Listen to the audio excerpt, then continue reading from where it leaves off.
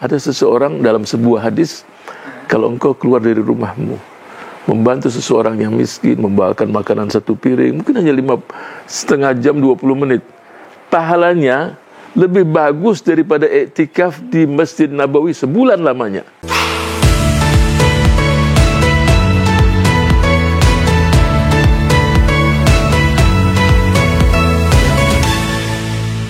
Tadi Dr. Salim bilang masih banyak wilayah-wilayah di Indonesia itu bisa kalian kunjungin dan itu akan bikin kalian merasakan kebahagiaan. Ya kan? Pasti nggak mungkin Dr. Salim mau kayak gini kalau nggak Dr. Salim merasakan kebahagiaan yang beda tersendiri. Apa yang bikin dokter nih, yang bikin Habib Salim mau kayak gini? Maksudnya kan lebih di Jakarta kan tinggal perintah anak buah aja gitu kan. Ya, pertama kita ingin beritahu kepada masyarakat miskin, kita hadir bersama mereka.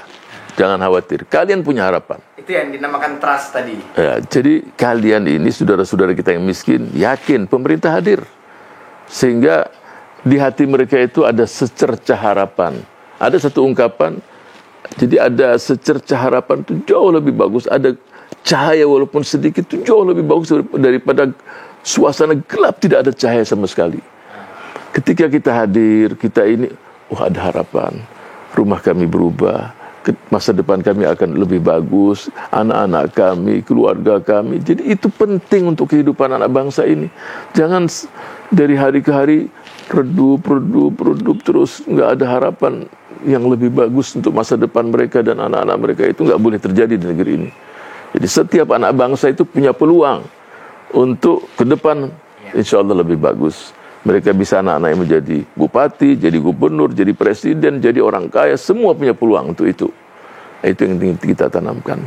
Dan mereka tidak ada gap dengan atasannya, dengan pimpinannya. Ya, jadi mereka merasa memang benar-benar hadir wakil mereka. Wakil kan pas jadi menteri sosial, jadi benar-benar bersosial gitu. Menteri sosial bersosial gitu kan.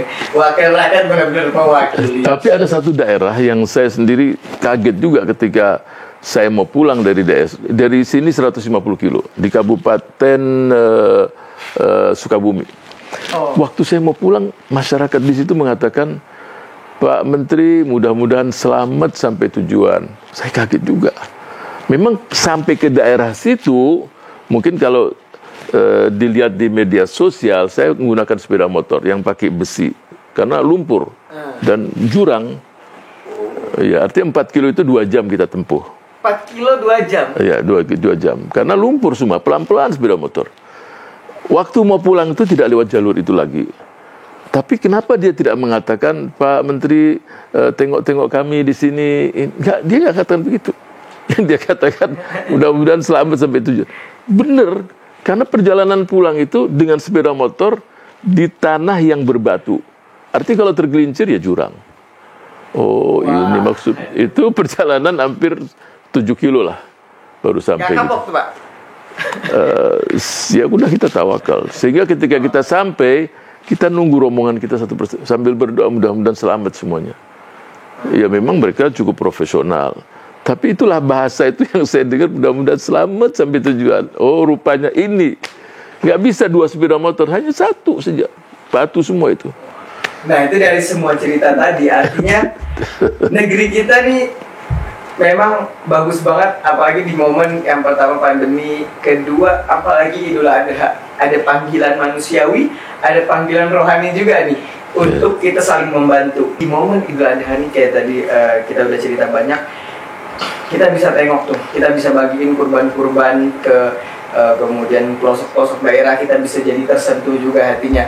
Nah, menurut Dr. Salim gimana nih Idul Adha di tengah pandemi? Gimana, kan banyak ibadah-ibadah yang tadinya bisa dilakukan berjamaah, jadi kita jadi di rumah masing-masing. Gimana cara kita kurban? Biasanya kan kita liatin pemotongan sapi rame-rame, kita bagi-bagiin.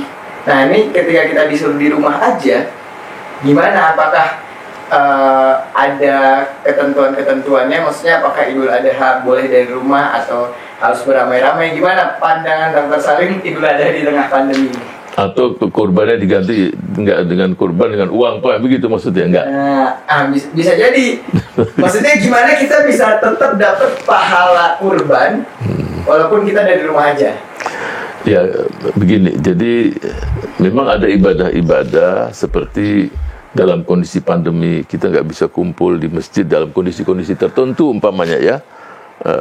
Begitu wabah masif, tapi kan mungkin hanya beberapa hari, tapi tetap ada jamaah, jumlahnya sangat sedikit sekali. Menurut saya begini, yang disyariatkan untuk kurban tetap dijalankan, walaupun kita tidak hadir kan kita bisa wakilkan. Ini kan pemotongannya nggak mesti kita hadir, ya kan? Kalau hadir semua khawatir kan virus lagi. Jadi sekarang kan dengan teknologi kan kita bisa menyaksikan lewat video, lewat ini kan bisa pemotongan. Mungkin yang di rumah sering memotong 2-3 ekor sapi, mungkin orang-orang satulah cukup untuk seluruh keluarga. Atau 1 kambing untuk 1 keluarga. Yang lainnya uang yang kita miliki kita saling tolong-menolong untuk saudara kita yang susah. Ya kan? Banyak yang susah. Jadi tetap syariatnya dijalankan. Masalah berkurban dengan jumlah mungkin yang biasanya 2-3 ekor sapi yang kaya-kaya, mungkin 1 lah. Yang 2 apa lain bagikan beras, bagian sembako, bagian ini, supaya mereka juga nggak stres sudah kondisi begini. Ya, kemampuan pemerintah juga tidak terjangkau semuanya, dan itu di depan mata kita. Mereka ada berasnya udah bagus.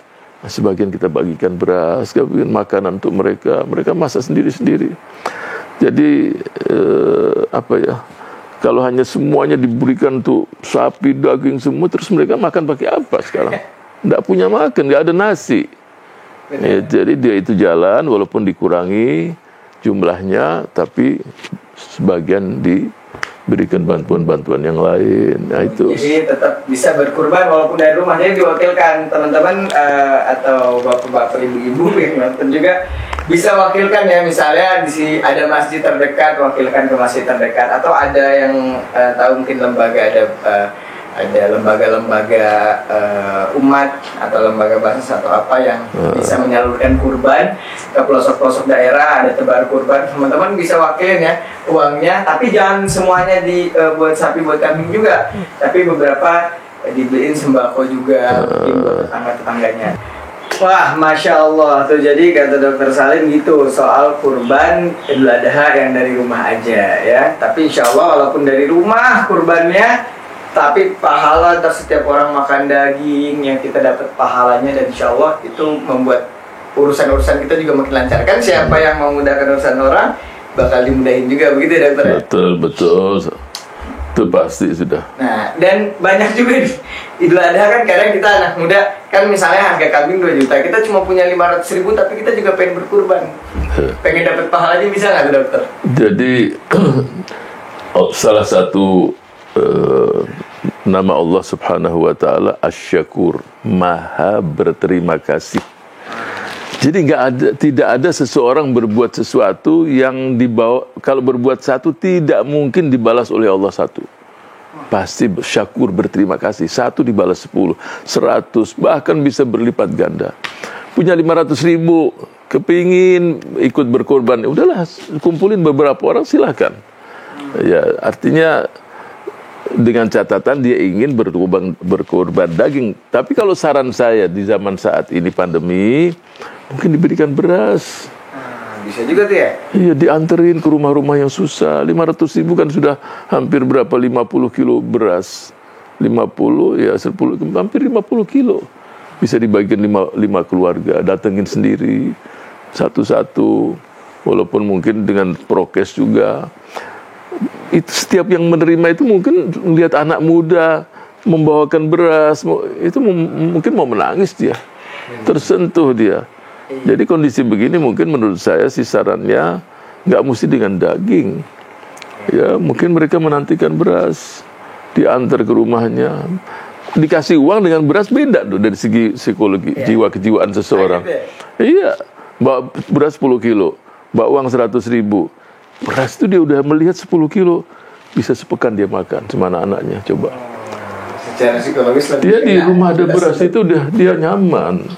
So di masyarakat kita ini kalau ada beras, walaupun dengan sambal dengan apa, dia udah masyarakat yang menerima lah. Indonesia kan beras, yang penting nasi ya Indonesia. Masih, jadi kondisi begini ini penting sekali, penting untuk kita itu berbagi. Jadi nggak perlu.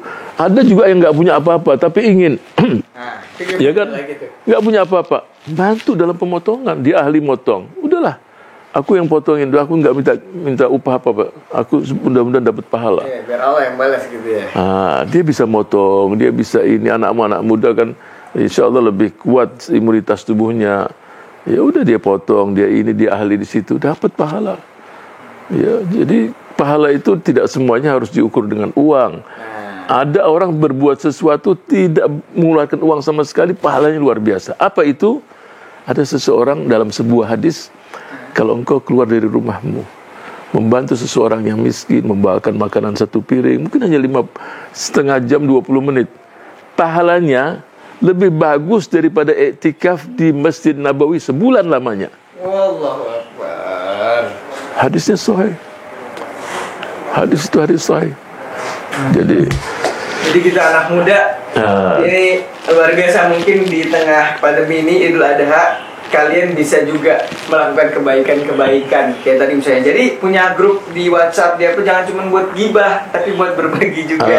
Ya, buat berbagi. Atau orang tuanya mungkin mereka kan harus jaga kesehatan di rumah. Kalian yang anak-anak muda, anterin tuh daging, anterin tuh beras dari masjid ke rumah warga, ya dari rumah kalian ke tetangga kalian. Jadi banyak. Karena tadi kata Dr. Salim, ketika kita melakukan kebaikan, nggak mungkin Allah nggak balas. Dan bisa jadi itu adalah awal kunci kesuksesan kita, karena Allah ridho. Ketika Allah ridho di situ kan nanti kita bisa jadi orang sukses insya Allah. Jadi nggak ada kata nggak bisa buat berbagi. Kalau nggak bisa pakai uang, pakai tenaga kalian dengan ikhlas, itu juga betul.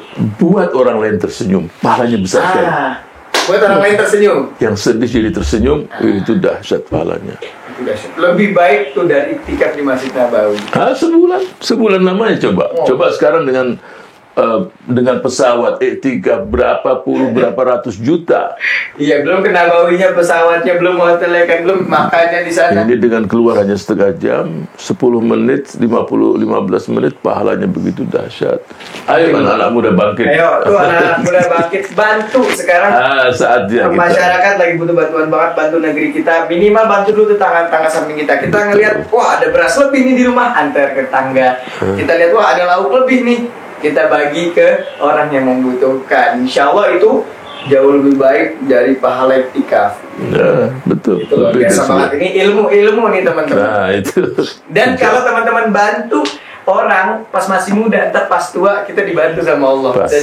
Pasti sudah ya, itu. Allah nggak akan menyia-nyiakan amal seseorang walaupun sangat kecil. Dan jangan engkau meremehkan amal yang kecil, sebab engkau tidak tahu amal apa yang membuat engkau masuk surga. Ya kecil sekali kita anggap remeh, kenyataan itu besar di sisi Allah Subhanahu wa taala. Nah, itu luar biasa banget nih Dr. Salim. Waduh, ini ilmunya luar biasa hari ini nih. Baiklah, saya kira kita ke atas, insyaallah. Ke atas? Iya, kita lihat beberapa hal. Kita mau lihat album Dr. Habib Salim. Insyaallah. Itu di atas dengan Obama juga kita. Ini dengan Ibu Negara. Ibu Negara. Insyaallah. Ini kemudian, ini apa nih? Ini dengan Pak Jokowi.